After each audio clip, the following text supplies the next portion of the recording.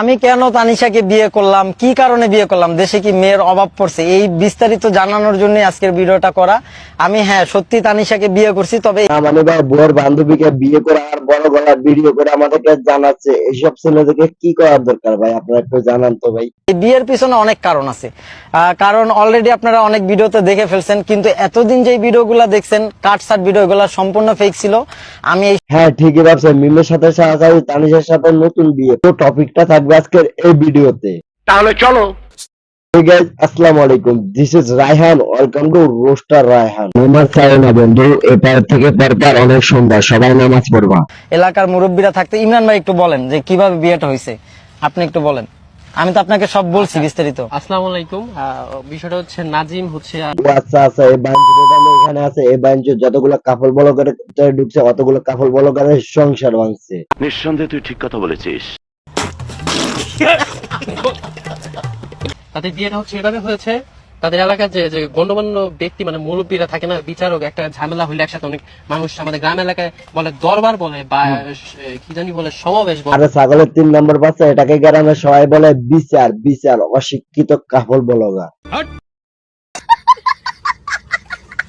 যেহেতু আমি ভাবলাম যে আমার জন্য একটা মেয়ের লাইফ আর কি শেষ হতে যাচ্ছে বা এত সমালোচনার মধ্যে পড়ছে, তো তাকেই বিয়ে করা। একটা মেয়ে সমালোচনা করতেছে, ওই জন্য তাকে বিয়ে করছে, আর আরেকটা মেয়েকে ল্যাংটা করে অপমান করে চরিত্রের দাগ লাগাই ছেড়ে দিছে, ওটা কিছু হয় নাই। মিথ্যা মিথ্যা সবাই সমালোচনা করতেছে, তাহলে সত্যি করে দেয়, এটাই মনে হয় ভালো হবে।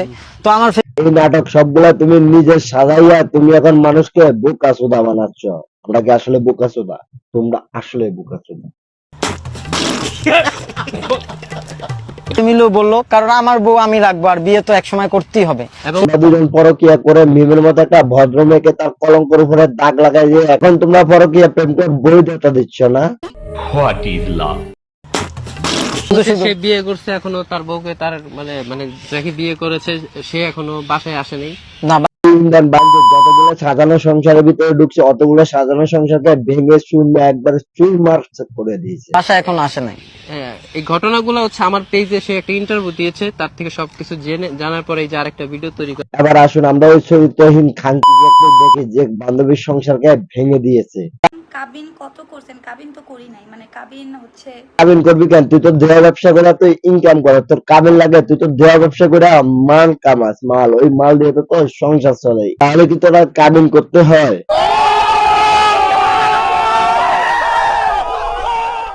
1 টাকা কাবিন ছাড়াই বিয়ে করছি। আমরা অডিয়েন্স তো শ্রুতিয়া, ওই জন্য আমরা জানি না যে কাবিন ছাড়া বিয়ে হয় কিনা। আমাদেরকে মনে হয় তোরা শ্রুতিয়া বানাস, খান কি না। আমার আরেকটা বিষয় খুব বেশি খারাপ লাগছে, তার বাবা খুব বেশি অসুস্থ ছিল।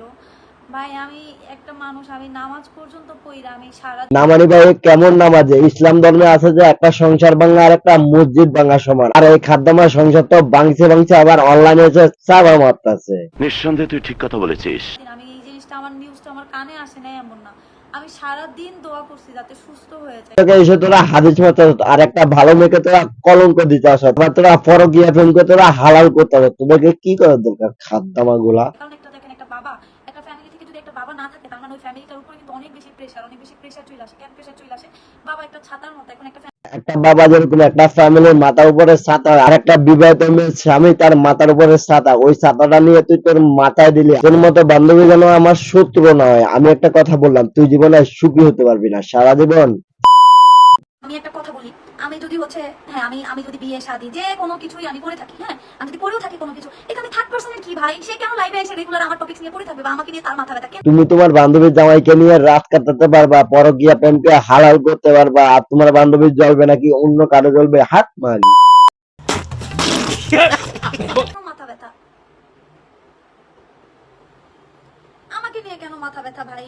আমি এইটাই বুঝি না, আমার কথা কি অনেক অডিয়েন্স এদের কাজ কারবার দেখে মিম মেয়েটাকে বলছে যে আপনার জামাই আর আপনার বান্ধবী পরকীয়া করার সন্দেহ আছে, কিন্তু ওই মিম মেয়েটা অডিয়েন্সকে কি অ্যান্সার দিয়েছে একটু শুনেন। যারা জ্ঞান বাড়তেছে যে আপনার বান্ধবীকে কেন আপনি বাসায় আনি, আপনার কপাল পূর্ব জামাইয়ের দিকে রাখেন। ভাই রে ভাই, জামাই আমার, বান্ধবীও আমার, এখন আমার বাসায় আমি ওকে আনতাছি, তাতে আপনার কি সমস্যা? আর ঠিক আছে, অডিয়েন্স যখন বলছিল তখন অডিয়েন্সকে বলতেছে তোমার বান্ধবী তোমার জামাই, এখন কেন লাইভে এসে কান্না করো? এখন তোমার জামাই তোমার ঘরে নাই?